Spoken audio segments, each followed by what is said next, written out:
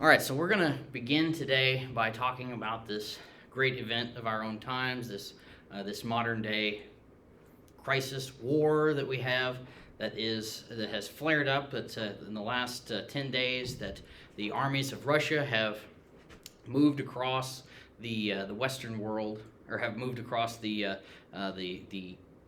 nation of the Ukraine and have entered into sovereign nation-state space.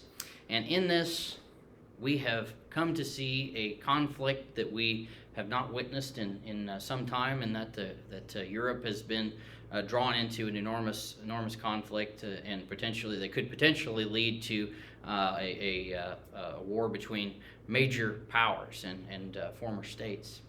So I want to just take some time by asking ourselves that in this struggle, is freedom a universal value? Because I think in this conflict between the Ukraine, between Russia and the United States, between the West and the East, that we often have to consider, is this notion of Western liberalism, of Western freedom, is this a universal value?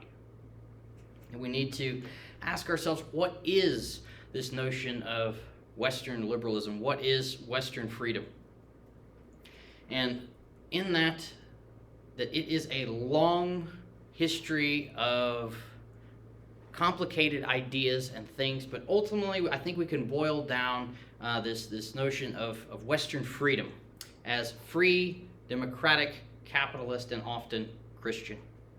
And that these four factors unite together to bring the notion of liberalism, and I don't mean from California liberalism, but from the 19th century with a big capital L liberalism. So coming out of this is a notion of kind of universal freedom, and that there are legacies of freedom, that there are ideas that are so important in the sense of Western freedom that set Western freedom up against other ideas of cultural conceptions of freedom. Because I think if we ask ourselves, is freedom a universal value? I think I can respond and tell you it is not an absolute in all time and all history. It is something that is not a universal value, that oftentimes we see great nation states and empires since the dawn of time, since we began to have written records in history, that there are turns toward totalitarianism, that there are turns towards absolutist rule, but that freedom in as we conceptualize it in the West as liberal freedom, liberal democracy, is not a universal value through all time and all place, but it is something that is specific and unique to our time and our place and our culture, and that there are other notions of freedom in the world. And I hope my conspicuous dress here is not.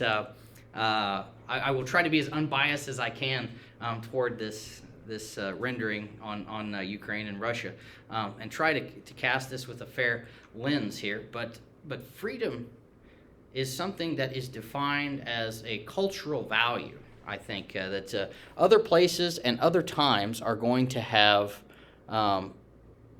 notions of freedom that are different than our own notions of freedom in the West as being a liberal democracy. But within this Western liberalism, there are threads of freedom, that we have a legacy that goes back to the time of the Greeks and the Romans, that there is this sense of values that come out of the classical period, out of Greece and out of Rome, that there is a great legacy of the classics to Western senses of freedom. There is a sense of Christianity, that we have this united concept of Christianity, that all people are especially Protestant notion that you can read the Bible and you can interpret it for yourself, which comes right back to this notion of individual freedom. We have a notion of a frontier, that we can work together as people. We can make laws together with the individual rights, and that our freedoms, especially as Americans, have been shaped by by this this constant movement to a frontier, to new lands where we had to make agreements and deals between each other. But the rights of the individual is what is so important here, and that we have a continued legacy of English freedom in this.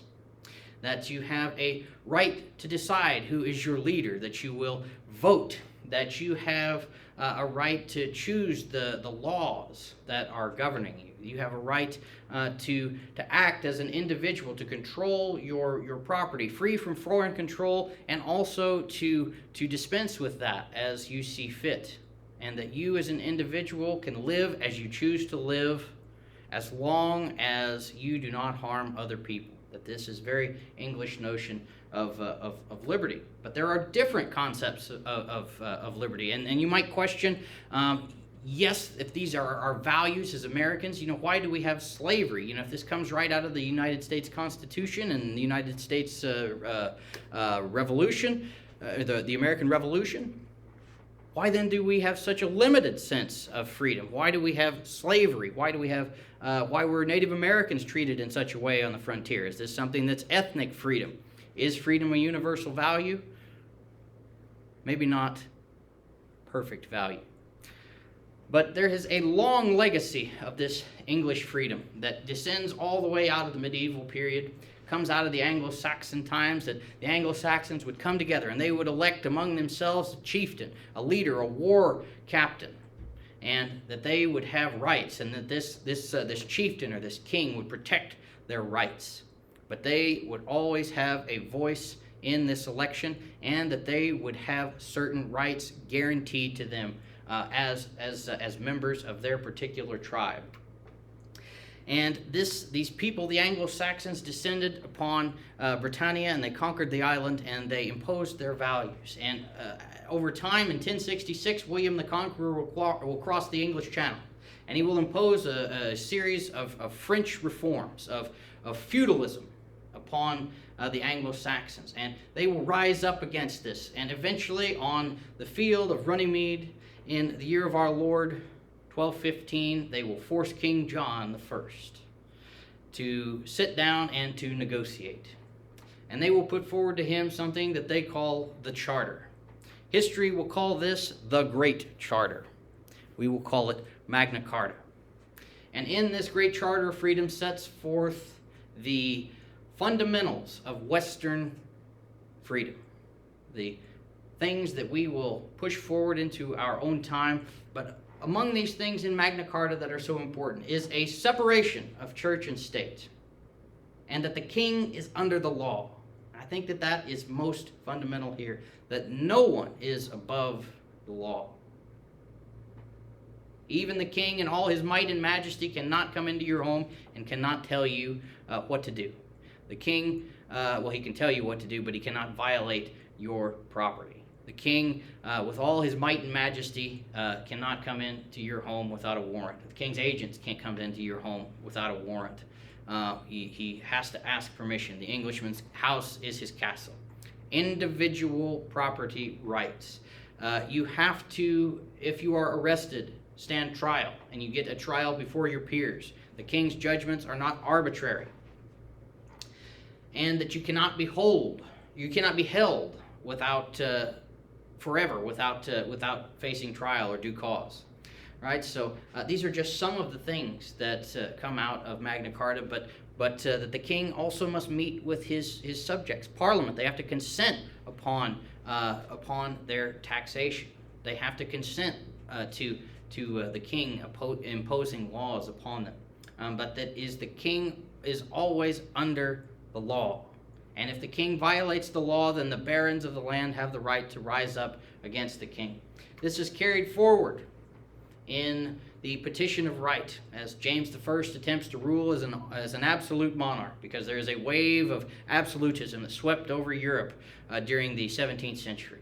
And King James I wants to rule just like the Bourbon kings of France, and he wants to rule in an absolute fashion, and the English stand up, the Parliament stands up, and they say, you cannot do this because we are guaranteed certain freedoms under the provisions of Magna Carta, and James is forced to accept the Petition of Right, which guaranteed certain fundamental liberties. This is carried forward in the Glorious Revolution of 1688, where King James II abdicates the throne, or so it is said, as he flees across the English Channel. He flees across the English Channel and he abandons the throne, and Parliament selects his successor, and they put forward to them the Declaration of Right, that we as English subjects have certain liberties that are guaranteed to us by law, or guaranteed to us by nature. By simply we being English subjects, nature guarantees us these certain rights, and chief among these rights are the right to life, liberty, and pursuit of happiness, property. These are the same things that were taught in the classics. But this is guaranteed, this is put forward in 1688, and Parliament invites William of Orange to come and become King of England. So there is a continuous pushing forward of these liberties, and it is carried forward in the honorary founder of the United States, John Locke.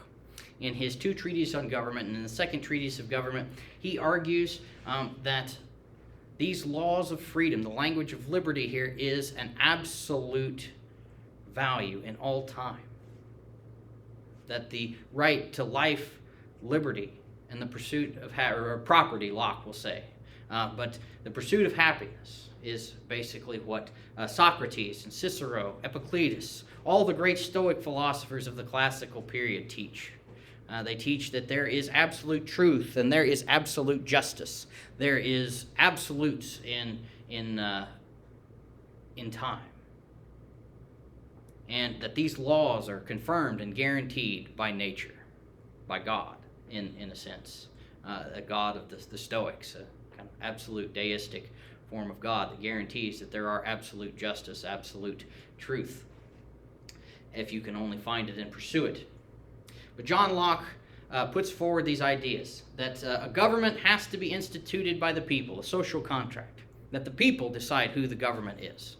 And they select and choose the government in order to protect these rights that have been enumerated, that he enumerates here. That he says that when a government begins to violate your rights to life, liberty, and your property, or your pursuit of happiness to do with your property and live as you choose, that when it becomes a tyranny, instead of being something that protects those rights, it violates those rights, then the government is arbitrary, and you, as an individual, have the right in your own conscience to decide whether you will rise up against that or whether you will not, that whether the government is arbitrary and totalitarian.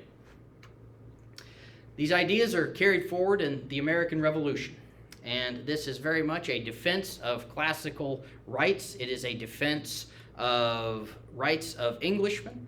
And the colonists very much saw themselves as the most pure of English people, and that they wanted to reform their government based upon notions of classical liberty, that they saw themselves as being oppressed, and that they wanted to reassert their rights that nature had given them as English people.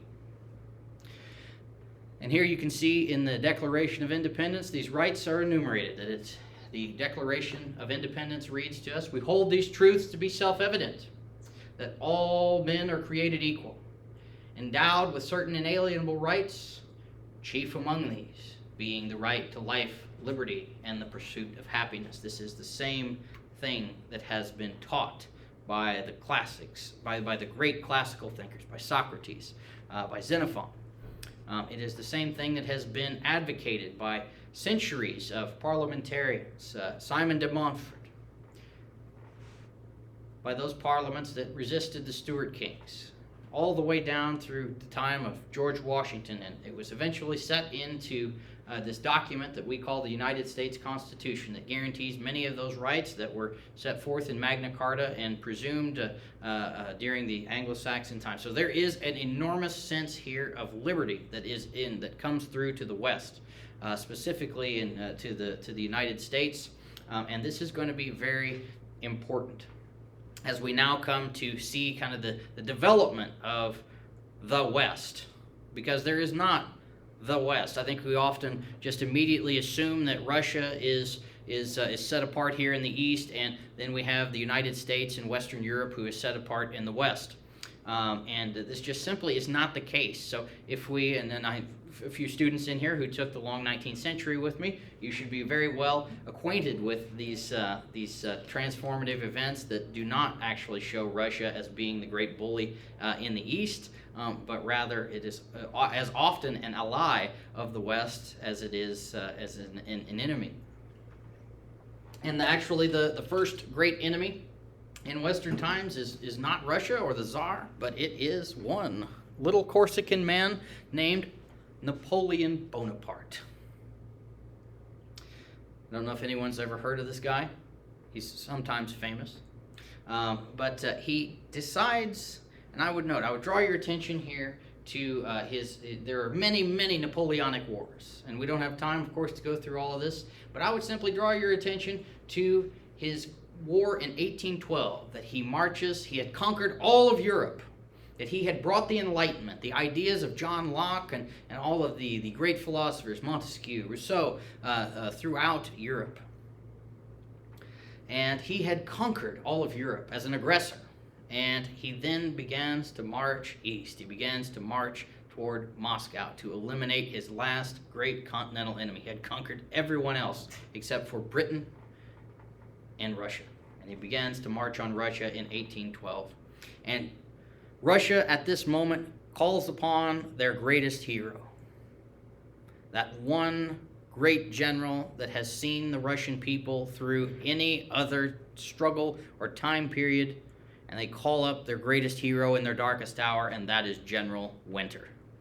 That Napoleon makes it all the way to Moscow, and then the Russians were willing to scorch and burn, destroy everything as they retreated across that long corridor, that long geographic corridor that makes up Poland and the plains that lead up into Moscow.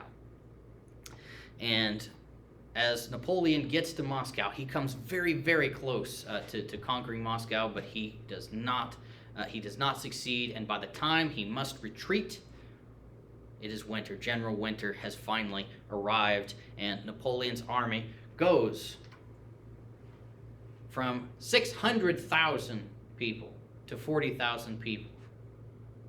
That's how many died on the trek back from Moscow to Paris. And Napoleon is forced to abdicate. He will finally return, but a coalition against Napoleon in 1815 destroys, for the last time, the powerful French emperor, and that coalition was Britain, Prussia, and Russia. So we do not here, I would draw your attention that we do not see a West against an East here. That this is a unity against a Western power from Eastern states and Great Britain. So I just want to draw your attention to these kinds of things. And what happens after the Napoleonic Wars? Well, these were brutal World War style conflicts among the great powers, and they do not want to ever see this happen again. So we then see the formation of this thing that is called the Concert of Europe, which is an alliance, a quadruple alliance with Prussia, Britain, France, and Russia. And these are where the great powers come together in periodic congresses to ensure the status quo and to maintain the balance of power throughout Europe and throughout the world, where they can sit and they can discuss affairs and that they do not ever find themselves lapsing into another massive World War style conflict. And this is a successful way of governance until the war in the Crimea. And I would just note here also the great power of nationalism. That where is this all coming out of? Why do we see these states that are starting to form? Why, places we in the previous century, we don't talk about nation states yet, but there is a power of nationalism that is just flowing through Europe in the 19th century. And we see that these great powers began to unite under commonalities. And I think most important is language. That if I was standing up here giving this lecture in Uzbek, it would be of no value to anyone in this room because no one in here speaks Uzbek, right? So language tends to unite us. I think that is the most fundamental here. But also a common sense of heritage, of ethnicity, of religion, of particular cultural values, of economic philosophies. This is what begins to unite people. In the medieval era, you would never have claimed that you had a loyalty to a particular nation state. You would not have been French or English or American, whatever it is, that you would be a subject of a particular king, that you would have been from a certain particular small region, that you would not have been English, you would not have been American. But this changes when we began to see the creation of nation states and patriotism around your own language and your own ethnicity and your own culture. And Charles Darwin, when he publishes his great work, The Origin of Species, he cites that animals have through time evolved to be the strongest, will survive, and this is why certain species have gone extinct and whatnot. And this is applied then in the descent of man to human beings, and that the industrialized West has been the most successful. The reason that they have empires and that it's good and okay is because, well, that there is something that is ethnically so much better about these people. That there must be something to do with their ethnicity is the reason that they are able to conquer over everyone else. Okay, So, if Darwin knew what he would cause with that one. sure, yeah, Darwin. Yeah, Darwin doesn't. I don't think that was his goal when he publishes this. But nevertheless, what this is, it's scientific data that's reinforcing assumptions.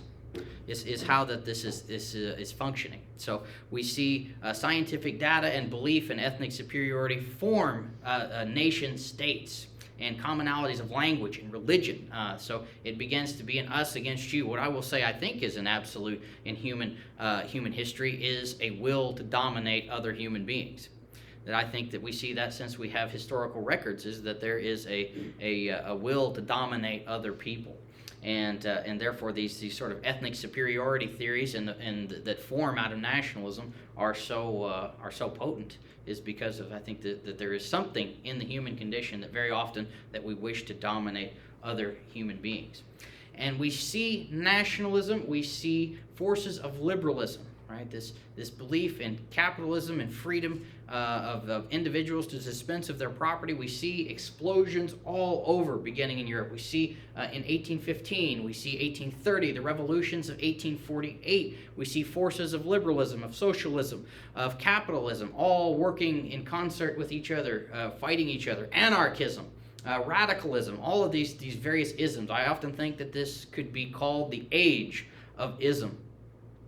But we see workers everywhere beginning to rise up because of a particular theory of economics called Marxism. And that there is violent repressions against these movements, and especially the revolutions of 1848, because this almost succeeded, and it does succeed in some degree of getting some reforms in Europe, but it also it brings in a period of kind of violent repression that Russia is going to be turned to by the Western monarchies, and Russia is going to come in and stop the fall of the Austrian state. Russia is going to fix the situation and is going for at least for the autocrats in Europe, and they're going to replace some of the old monarchies. They're going to replace some of these people, but it will have to be because the soldiers of Russia came and marched in the streets of Vienna. While we see large-scale revolutions, they are not overly successful in generating the egalitarian workers' paradise that they had hoped to. Although they do achieve some limited reforms, like the end of serfdom, right? So like the same kind of serfdom that exists in the feudal era still exists in 1861 in Russia. It still exists until the 1850s in Austria and in Prussia, so in Germany, right? So, I mean, let that set in for just a moment, that there were still serfs in 1850 in Europe, right? I mean, this is exploitation, extreme exploitation, and that's what Karl Marx is going to be arguing for. And we see the great powers come to fight over this region in the Crimea, This is the first great struggle between the Western powers over influence. So we're beginning here to see a difference in ideas that Russia, the empire of Russia at this point, it's not the Soviet Republic yet, but it is the Russian Empire is pressing toward expansion. That it wishes to, the Ottoman Empire is fading, and the Ottoman Empire is effectively a puppet of the Western powers, especially of Great Britain, whose empire is expanding massively over the world during this time. As the Ottoman Empire begins to fade, the West moves in, and it tries to take over this region of the Crimea, which is a very important strategic area here in the Black Sea. And it's very important for trade. It has the best ports, and it also gives you access to Russia itself. So it's very important strategically for Russia, and it is strategically important for the West, who wishes to halt the press of or expansion of the Russian Empire.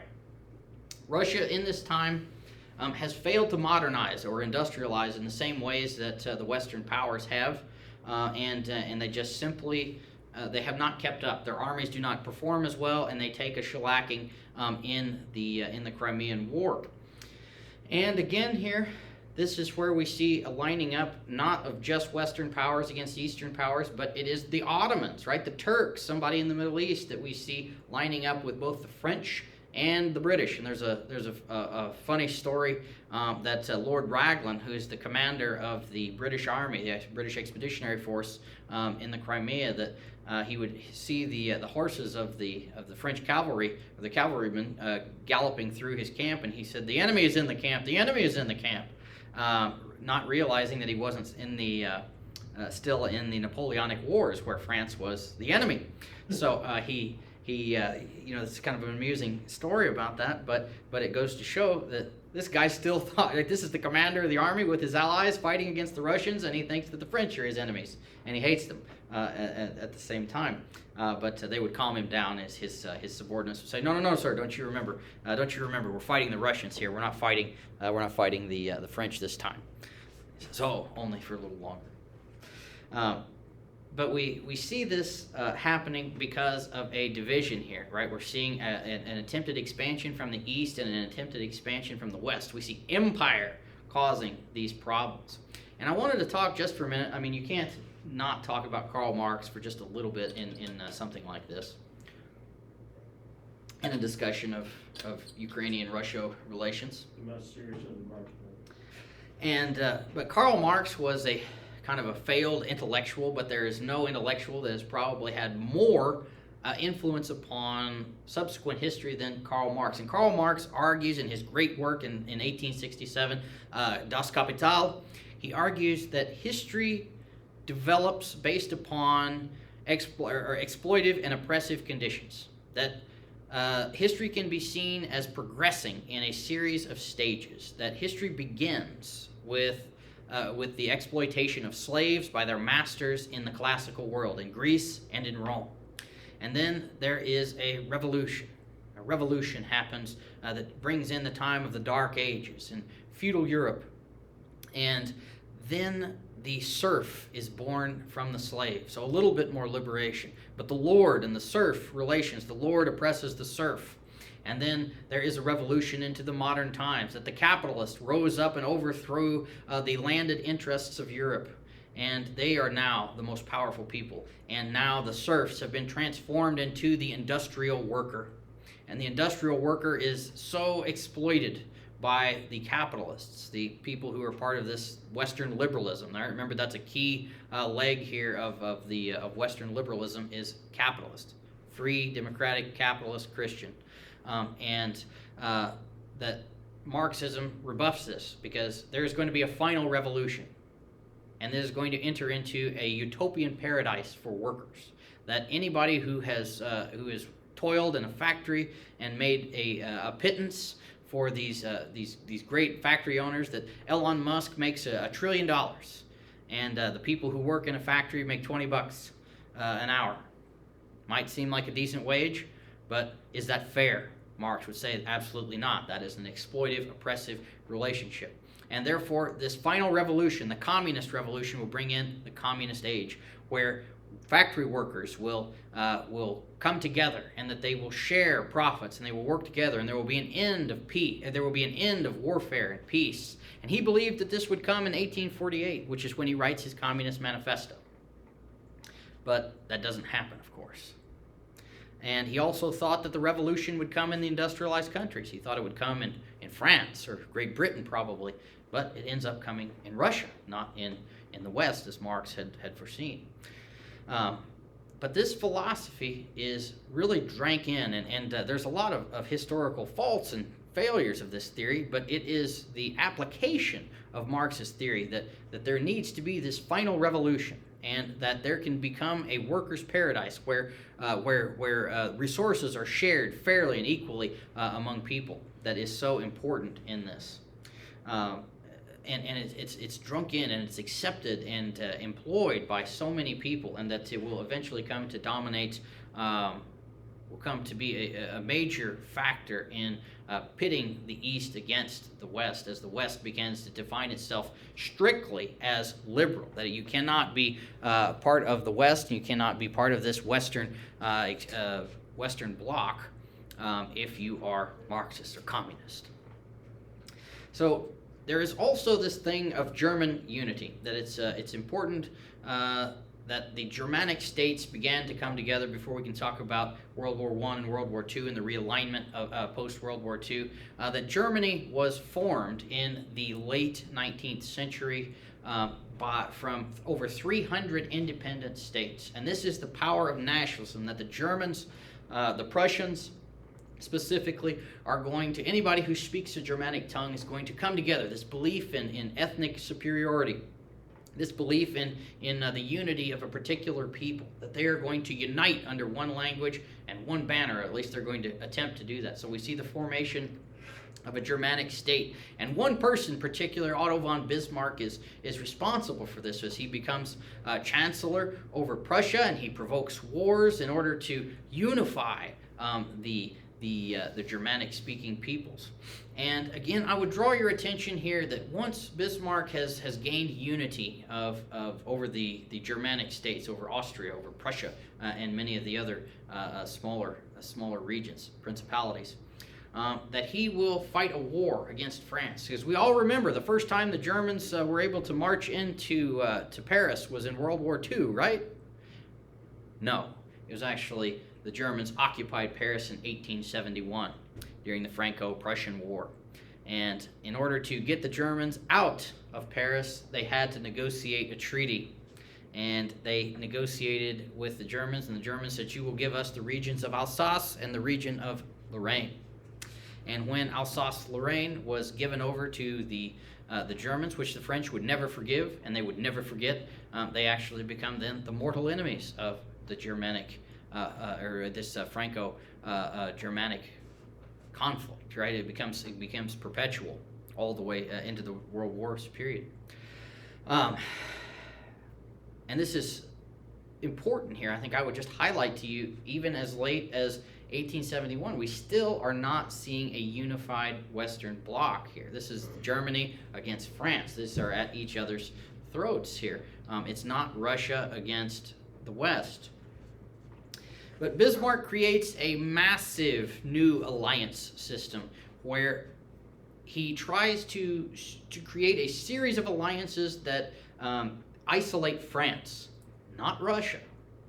That his goal is to strangulate France. He was on pretty good terms with the Russians, actually. And we began to see this new alliance system playing out in something that's called the Pig War in Serbia. Serbia does not have a ocean port, right? So the country of Serbia in the Balkans, it does not have an ocean port. It desperately wants an ocean port in either Bosnia or Montenegro, and therefore the Serbian people are Slavic, which are similar in ethnicity to the Russians. Again, nationalistic theory here. And the Austro-Hungarian Empire controls Serbia. And they impose upon Serbia duties on meatpacking plants. And the war is fought over this. and it will begin the origins kind of World War I and the great disagreements between the Serbs and the Austro-Hungarian Empire, which will lead us to the Great War. We will see ultimately that through the professionalization of warfare, the greatest and most horrible struggle ever in human history to this point, that it will be the next Great War. The age of the Congresses of Europe have gone by the wayside.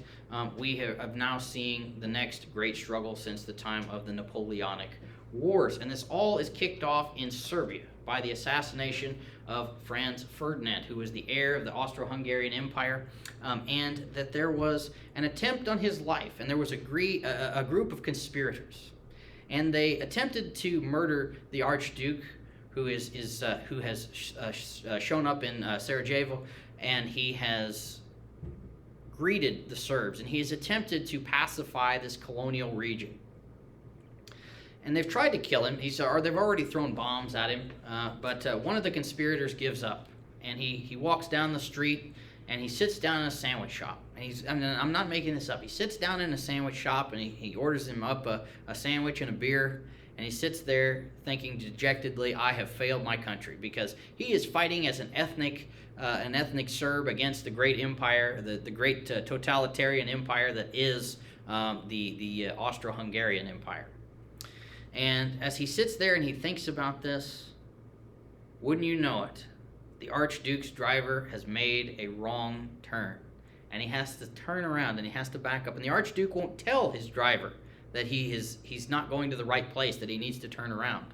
And so by the time the Archduke tells his valet, and then the valet goes and tells someone else, and someone else finally tells the driver that he's gone the wrong place, the guy stops and he backs up. And right in front of the sandwich shop where the assassin was sitting, having his lunch, he sees the Archduke, and he walks out of the sandwich shop and he assassinates the Archduke, kicking off World War I due to this massive system of alliances that, like NATO and like the Warsaw Pact that are yet to come, that there is a massive system of intricate alliances where if an attack on one, there's an attack on all, and therefore we all must go to war.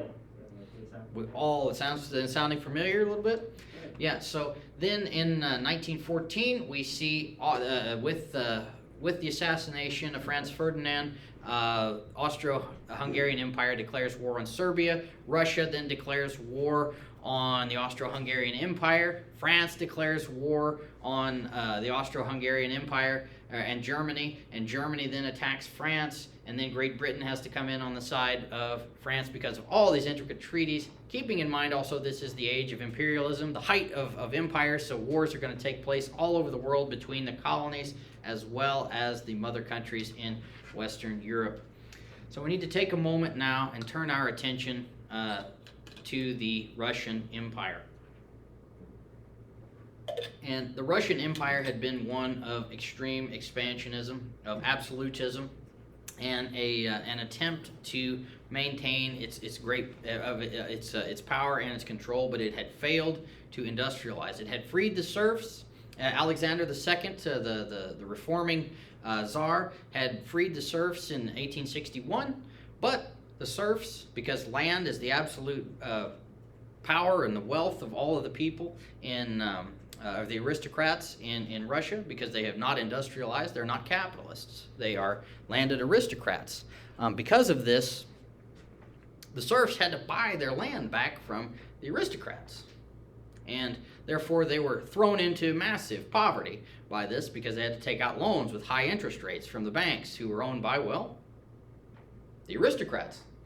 But we see here the Russian Empire maintaining its old autocratic ways and continuing to attempt to expand into the West. And again, I would just highlight that this is a powerful landed elite. This is a period of extreme conservatism and an attempt to stifle any kind of liberal ideas, and really Marxist ideas as well, right? The czars hated communist ideas just as much as they hated liberal Western ideas. So there's not a good relationship between communists and czarist Russia here either. So what happens in World War I that changes all that? Well, that is the Russian Revolution. And because the Russian army failed or the Russian state failed to modernize, to industrialize, it finds itself in a particularly vulnerable position. It takes enormous losses in World War I, and it is an exhausted and beaten army. And the Germans, who were actually, Lenin had been sent as a political prisoner to Germany, and the Germans buy him a train ticket and send him back to Russia and say, go do your thing, and do his thing. He does. And the Bolsheviks, the hardline communist party of Russia, they actually get their name from standing up and walking out of a meeting. They are able to... Probably derived from the things that they would say. Exactly. You know? Exactly. This is Bolshevik. Exactly. So the Bolsheviks are they take Russia out of the war, and they negotiate a treaty called the Brest-Litovsk Treaty in 1917. And in this treaty, they take horrible terms from Germany. Much of their eastern possessions, the Balkans, Poland, all of these regions of the world are Belarus, Estonia, Latvia, they are all given up. And this is where the bulk of the Russian, the little industrialization that they had done was located at. So they have to give up all of this. So 1/3 of their industrial capacity is given up in this treaty. So they take a whale of a lot of losses from that, not only from the war, but also from the treaty that they negotiated. So this begins the period of the USSR, the Union of Soviet Socialist Republic. Now, I could just tidy this all up and say, well, they took them out of the war in 1917 and then in 1922, so begins the USSR. But this would leave out a very important fact that there was a massive civil war in Russia between the White Russians, who were, well, identified as Ukrainian. And then there was the Red Russians, who were identified as the kind of hardline communists led by Vladimir Lenin. And you have this thing then that occurs because Lenin had to assert kind of total control. He attempts to rule through various communist-styled parties and things, but it becomes a totalitarian state. It becomes one where you can only be part of one party and any other is violently repressed. It becomes this because they had to keep and maintain control of and over the Russian state. And so begins the Red Terror. And this is a period of time where more than 200,000 people are killed because of their beliefs. Right? They are rounded up and killed, and many of them being Ukrainians, and among others. And this is just the people who are executed for their political sympathies in resistance to the Red Soviets. So out of this civil war, for a brief time, comes an independent Ukrainian republic. But it is overwhelmed by the Red Russians, and eventually the Red Soviets, and it is incorporated into the USSR, the Union of Soviet Socialist Republics. So what is a Soviet? A Soviet is a council. So there is a supreme Soviet Council, which meets in Moscow. The region of Muscovy is the kind of supreme, or the senior partner in all things. It is sort of the Washington D.C., right? The California state of the Russian Confederation. And there's a supreme council there. To that, or from that, descends regional councils. So each of the Soviet republics, which there are 16 of these things that come together to form the Union of Soviet Socialist Republics, there are regional councils in each of these areas. And then from there are local councils, all giving the impression that this is sort of a bucolic affair where it's free and democratic. But of course, you had to be a member of the Communist Party to participate in any of these Soviets, and you had to play by their rules, and you, of course, are directed by the Supreme Council, which makes the supreme laws. I'm going to assume that most of you have heard of Adolf Hitler and know the general narrative of World War II, but the massive losses that were taken in World War I, the crushing war debt, leads to the rise of Nazism, of absolutist government in Germany, which was taken from the Weimar Republic, which was an attempted, of course, a democratic and free state, but it transforms into a totalitarian regime because of the need to get Germany out of this great economic crisis that it was undergoing after the Great Depression, as well as the horrible terms that it was given by the Allies at the conclusion of the armistice of World War I. So we begin then to see a period of national expansion. We see both the Soviets and we see the Germans begin to expand. And why did the West accept the annexation of Austria? Why did the West accept from Adolf Hitler the annexation of the Sudetenland, region of Czechoslovakia, present-day Czech Republic? Well, it was because they feared Adolf Hitler and liked Adolf Hitler much more than they liked Joseph Stalin. They feared Nazism, and it may judgment of character. Maybe not, but or maybe so. But what Western nations considered to be far more dangerous, because there's a difference here between Stalinism and Nazism. There's a very important difference, because Germany was socialist. Stalin was communist. Stalinist Russia was communist. Communism abolishes all private property. No one can own anything anywhere for any reason. Socialism, you can still have private property, but the state controls the essential means of production.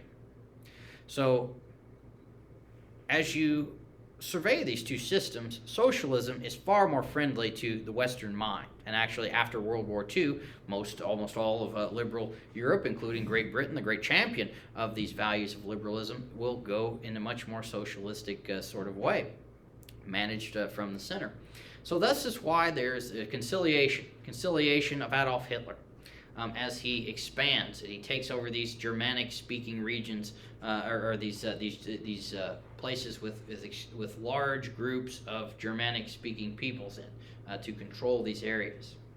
The Soviet Union, in the same time, in 1938 begins, and 1939 begins an expansionist effort to take over Belarus, which was its former one of its former regions it controlled before World War I. And I would note to you how important it is that in World War I, that with the loss in the Brest-Litovsk Treaty, the loss of land and population, that Russia goes from having about 170 million to 140 million people, losing a third of its industrial capacity overnight. The remaining time, the remainder of the 20th century and 21st century have been struggles by Russia to reacquire these lands and peoples that they lost, that took them from being a first-rate power, or at least they thought, a first world power, to being a second-rate power because of the loss of their capacity and population. So we began to see in World War II, or the early period of World War II, this expansion by both the Soviets and the Nazis.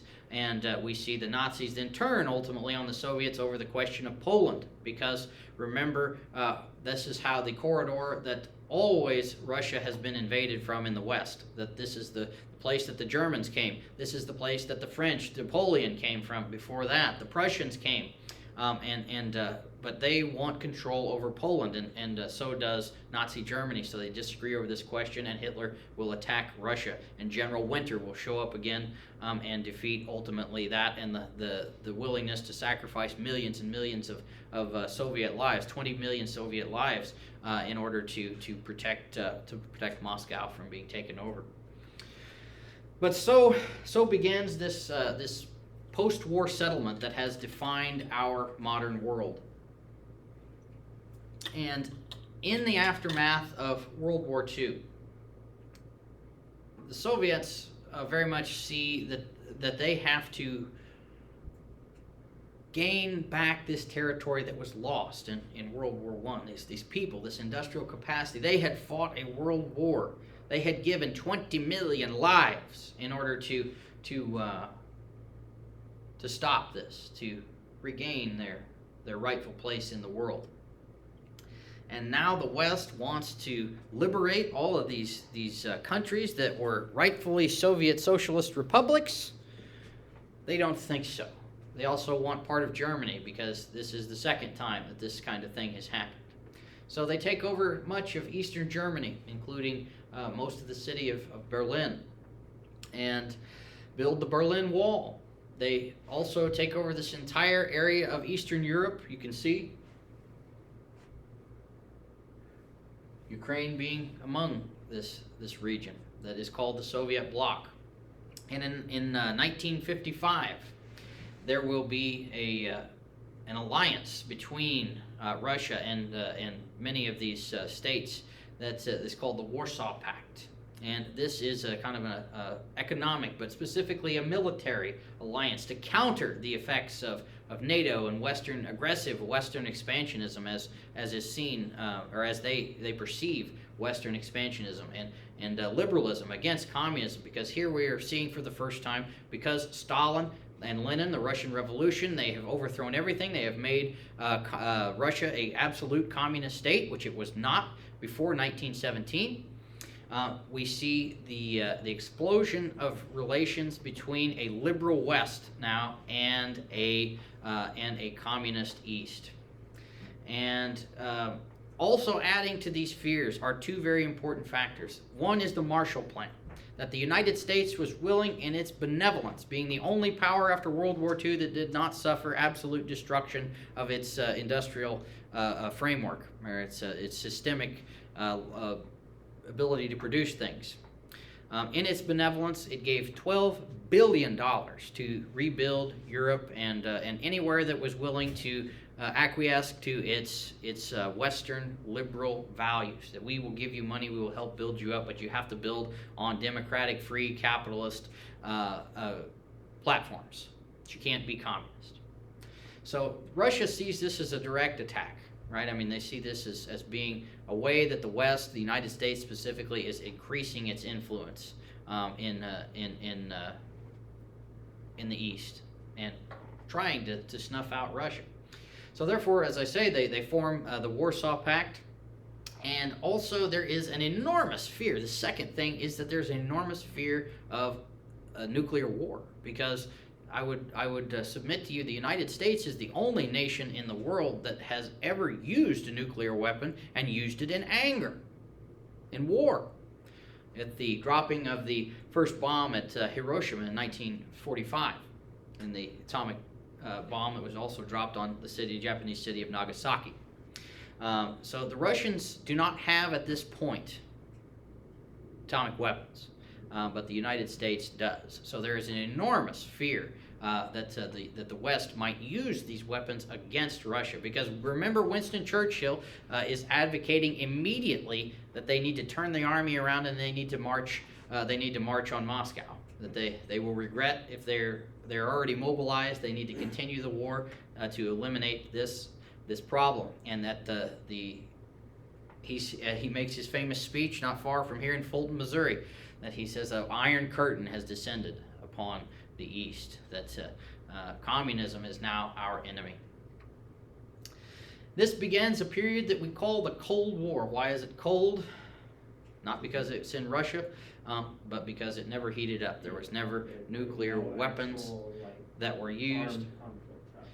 Yes, no nuclear war happened, and there is a mad doctrine that was invented in this time that is also could be called the doctrine of mad, or mutually assured destruction. That if one nuclear weapon is used against someone, the response would be so massive that it would destroy everything and everyone. We also need to think about in this time of the Cold War. Well, a lot of talk currently about China and Russia being bosom buddies and united in their desires. Well, it hasn't always been this way. If we actually look that China and Russia were at each other's throats and despised each other. Remember that Chairman Mao Zedong, had come to power in the 1960s or the 1950s, and he takes China communist. And he and Stalin, pictured here together, absolutely hated each other. And that Chinese communism and Russian communism were not the same thing. And just because you're a communist, all communists are not created equal, and nor are communist ideologies. So there is a massive split in 1961 between these two forms of communism, and then there is almost a war between China and Russia in 1969. China does not declare any kind of formal allegiance or act friendly towards the USSR until it becomes Russia again in 1991. In the year 2001, we see China and Russia sign something called the Treaty of Good Neighborliness. I love the name of that treaty. The Treaty of Good Neighborliness, which is a kind of quasi-military alliance between China, Russia, and many of the regions of the Astans, Pakistan, Kazakhstan, and this region in Central Asia. And we also see during this time an enormous competition between conflicting ideologies, competition between these conflicting ideologies of capitalism and communism. And we see proxy wars. We never see the great powers engage again, but we see proxy wars. We see in the Korean War, the United States fighting against North Koreans that are supplied or communists supplied by Russians. We see then in Vietnam, we see something very similar happening. We see in Afghanistan the resistance of the Taliban, who is supported by the United States. These are the same people that we then go and fight 20 years later and engage in a 20-year war struggle. We supply them in the 1970s and the 1980s to fight against the Russians who had invaded Afghanistan. So we see proxy wars constantly during this time period until ultimately the collapse of the Soviet Empire in 1989. We also see during this time the formation of NATO. There's been so much talk about NATO and its importance, the strategic alliance of the West against the East here. So we're seeing, again, these forces of West lining up against the East. What is NATO? It is the North Atlantic Treaty Organization, 12 original founding members that said it's a massive military alliance that says in Article 5, an attack on one is an attack on all. Have we heard that before? Maybe World War I. An attack on any one of us that are allied together is an attack on each of us. This was thought of to be a defensive shield against, or at least on Western terms, this is thought to be a defensive shield against the expansion of the Soviets. And there's an enormous fear in the West of the massive Soviet army. 200 divisions were marshaled, and there was a terrible, terrible fear of that this army could march into Western Europe at any point. And there was also a great fear that, well, someone would use nuclear weapons against this army by the Soviets. So there was this massive defensive alliance that was built called NATO. And after 1989, that there is a continuous and aggressive expansion of NATO membership all throughout Eastern Europe. The placement of Western troops throughout Eastern Europe as the West expands into these various states. So as the Soviet Union begins to break up in 89 through 91, we began to see the formation of these Soviets. Remember these regions, these places that had their own councils that reported to the Supreme Council in Moscow. We see them began to break apart. Those are places like Estonia, Latvia, Belarus. We see Georgia, Ukraine, Kazakhstan. We see all of these regions kind of declaring their own independence and forming their own states. Now, almost all of them enter into this thing called the Commonwealth of Independent States, which is kind of, you can think of that like the British Empire in a lot of ways. You know, that Canada, Australia, New Zealand, they're all kind of speak the same language. They've all been part of the British Empire under the Crown, so that they're still together and they're aligned in almost all things. And oftentimes very sympathetic governments to Moscow are propped up in all these regions, including Ukraine. Now, Ukraine it stays very much toes the line with Moscow during this time, right? It does not go against Moscow. It does not become a pro-Western state at this time because there was a massive coup that failed ultimately against Gorbachev, Mikhail Gorbachev. Boris Yeltsin becomes the president, and this enters into this period of independence among many of the former Soviet republics. And Yeltsin will eventually be removed from power, or he will resign from power, be removed from power in '99 when Vladimir Putin will become the president before this. So let us take just a moment and kind of look at the Ukraine. If we harken back to the times of World War I, it was its own independent republic state. The white Ukrainian or the white Soviet faction, who were effectively the Ukrainians, set up their own republic for a while, which was violently repressed by the Bolsheviks and incorporated into the Soviet Empire in 1920. There was also a massive purge in Ukraine, further clouding relations between these two people under Stalin.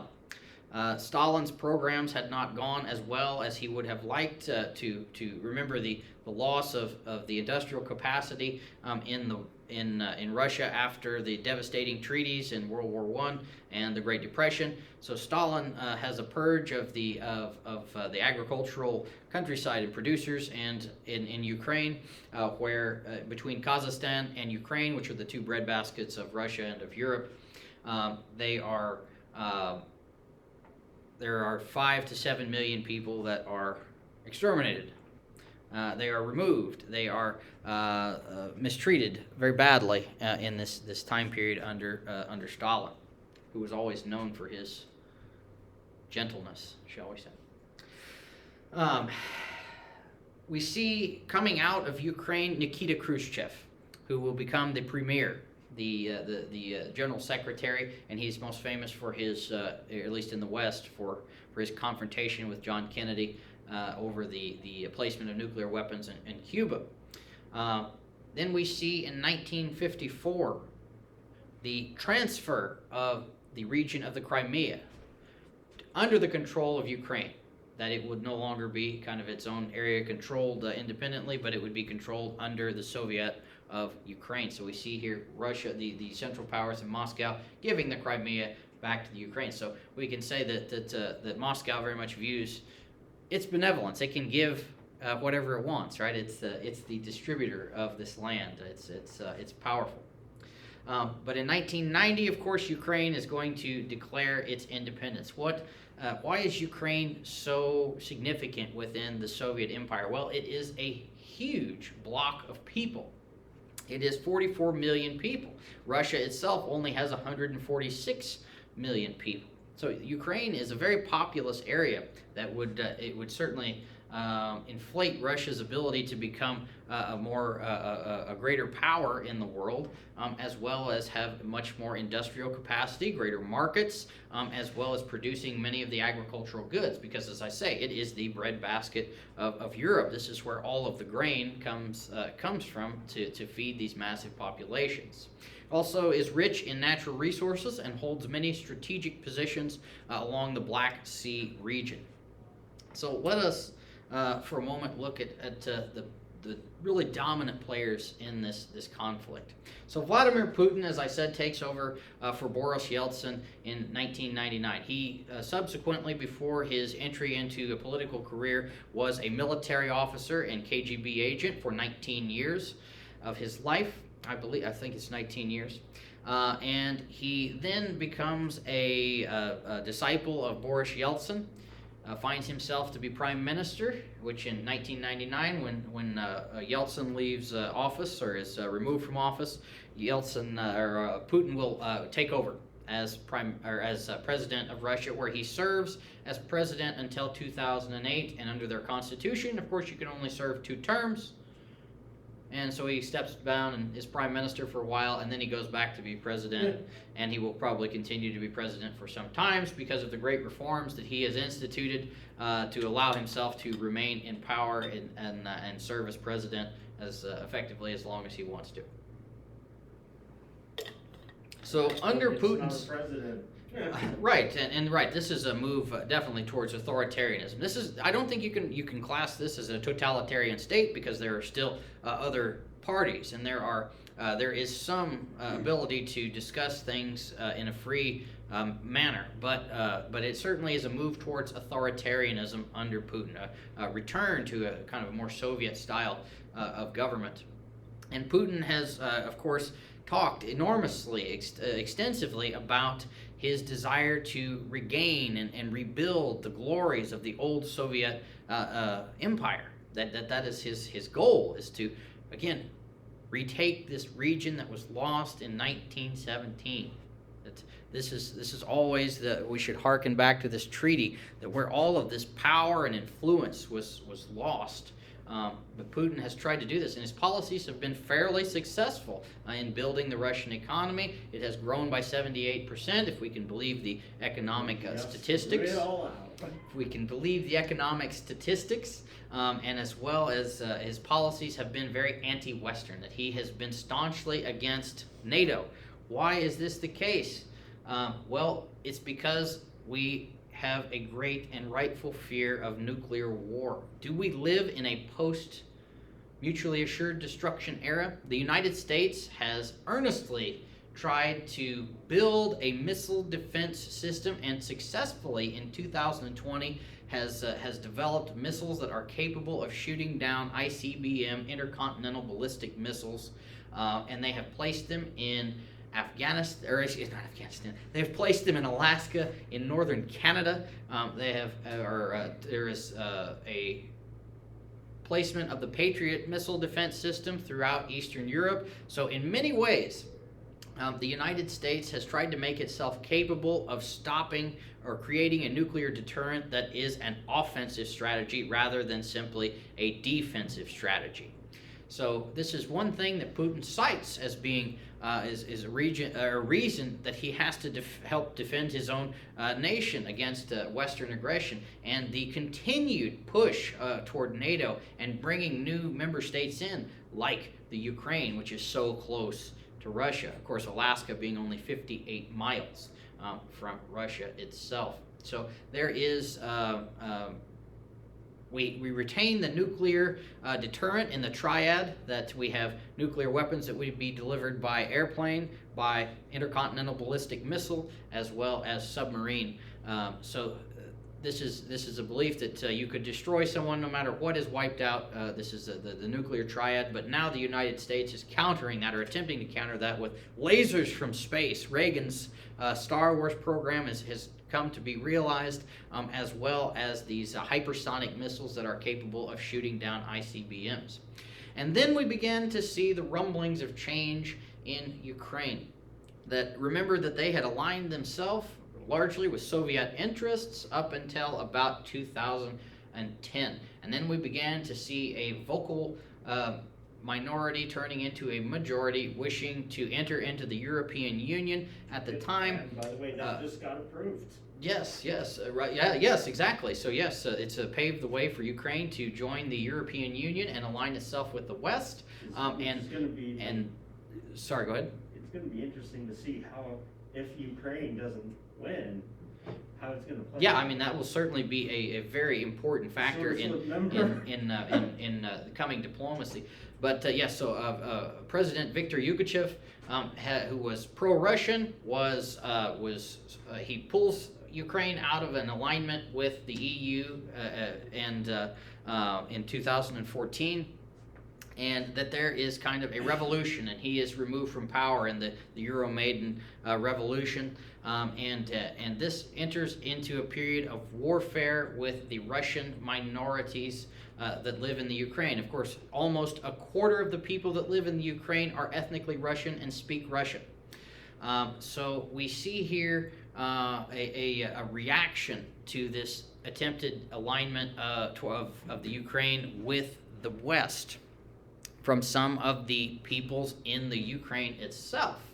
And this is the Donbass War, begins in 2014. We then began to see Vladimir Putin, though he swears that the people who marched into the Crimea, who spoke Russian, carried Russian weapons, looked very Russian, drove Russian vehicles, were not the Russian army, but in fact they were just someone else. But nevertheless, the Russian annexation of the Crimea happens as part of this expansionist policy of rebuilding the Soviet Empire and trying to protect itself from the West. So enters the time of the Russo-Ukrainian War, and we see the election of President Poroshenko as well as Zelensky. And these two politicians have been champions of Ukrainian independence and also have been pushing for a very pro-NATO and pro-Western stance, which has led in 2022 to February of 2022 to the Russian army invading the Ukraine. So what does this hold? I will conclude here. What does this hold for the Ukraine? What does this hold for the world?